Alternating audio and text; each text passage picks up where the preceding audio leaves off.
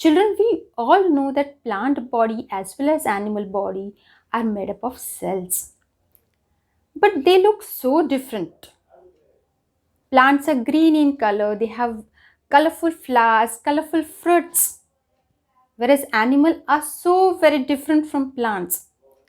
Then you must be wondering, are the cells similar of plants as well as animals, or they are having some difference? Well, let's see. Of course, there will be difference in plant cells and animal cells. But let's see what is the difference between plants and animal cells. So in this lesson number 11, cell structure and microorganisms, first of all, let us see what is the difference between plant cell and animal cell. For this, let us watch this diagrams of plant cell and animal cell. You can find that plant cell is large in size whereas animal cell is smaller in size. Let's see about various organelles of the cell. Now what are the organelles? Organelles are the components of the cell. Our body is made up of organs. Similarly, cell body is made up of organelles. As organelles are small, that's why we are calling it as organelles. They are made up of, cell body is made up of various organelles like vacuoles, nucleus, Golgi bodies, mitochondria, etc. Let us see which organelles are present in plant cells and which are present in animal cells. So first of all, we will see cell membrane. Here you can see the black outline. It's a cell membrane. Okay. Cell membrane.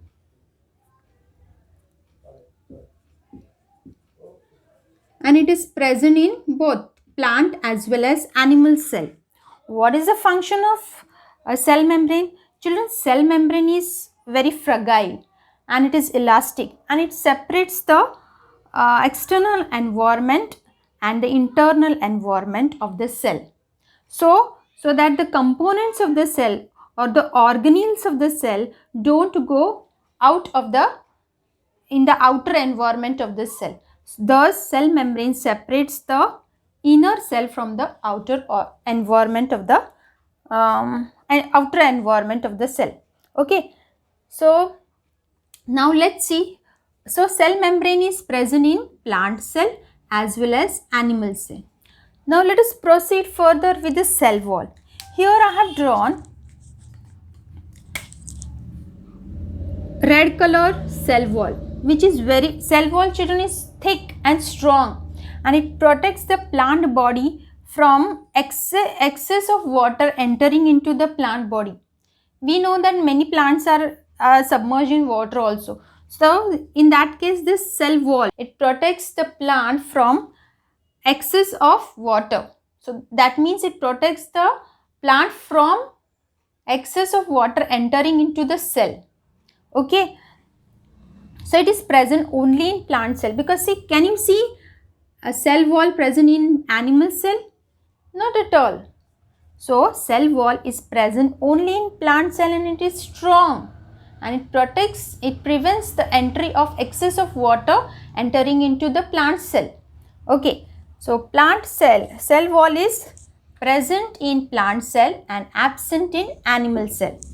Now, just now we saw that the plant body is mostly green in color and it is having colorful flowers, isn't it? So because of which organelle does the plants get green color or the colorful flowers and fruits? Well, it's plastid. So these are the plastids, but plastids are absent in animal cells. So we can see the plastids present in the plant cell. Now chloroplast is also one of the plastid.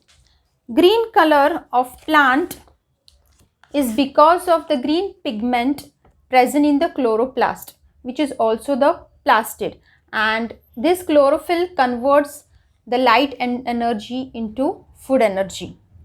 Okay, that's why, because of this chlorophyll, plant can prepare its own food with the help of sunlight and water. So this chlorophyll or the chloroplast, which is plastid, plays very important role in manufacturing the food for all the living organisms on this planet. Okay, so plastid is present in plant cell and you cannot see plastid in animal cell. So plastid is present in plant cell and absent in animal cell. Before we proceed to the nucleus, let us talk about the vacuoles first. Okay, in plant cell the vacuoles are large in size. Okay, but in animal cells you can see the vacuoles are very small in size. And the function of vacuoles is to store the waste products. Okay, and if at all excess of water is there, it maintains the pressure of that water by storing it in the vacuoles in case of plant cell. Therefore, in case of plants, the vacuoles are large in size, whereas in case of animals, they are small in size. So, let's write about the vacuoles in plant as well as animals. In plants, they are large, and in animals, they are small. Okay, now let us proceed to the nucleus. See children, because of large size of the vacuole, this nucleus in case of plant cell is pushed towards periphery. Okay, but in animal cell, the nucleus is at center. So let us write about the nucleus. In plant cell, it is towards the periphery. Periphery means towards the boundary, but in animal cell it is at the center. Okay, now these are the lysosomes which are present in plant cell as well as animal cell. There only one membrane bound organelles are there. Membrane is there for that organelle, but in plastids and mitochondria are the two organelles which are double membrane. Okay, in case of mitochondria, outer membrane is this and inner membrane is converted into folds. So, mitochondria and plastids are double membrane bound organelles. But lysosome is a single membrane bound organelle. That means only single membrane is present for the lysosome. What is the function of lysosome? Lysosome attacks the bacteria and viruses which enters into our cells. Thus, it acts like the immune system. And if at all it gets worn out or it gets old, then it digests itself. Therefore, lysosomes are also called as suicidal bags. This you will study in 8th standard. Right now, just keep it in mind that lysosomes are present in both plant cell as well as animal cell. So, let us write lysosomes are present in plant cell as well as animal cell. Now, what is mitochondria? Children, both plant cell as well as animal cell requires energy for carrying out various processes, and this energy is produced in the structure called as mitochondria. Mitochondria, as I have already told you, it is double membrane structure in which inner membrane is converted into folds. And that's why as the energy is produced in mitochondria, it is also called as powerhouse of the cells. So if at all you get the question, dash organelle is called as powerhouse of the cell. What will be your answer? Yes, of course it is mitochondria. Mitochondria is called as powerhouse of the cell. So mitochondria is present in plant cell as well as in animal cell, because both cell requires energy to carry out various functions of the cell, isn't it? So, mitochondria is present in plant cell as well as in animal cell. Okay. Now, what is endoplasmic reticulum?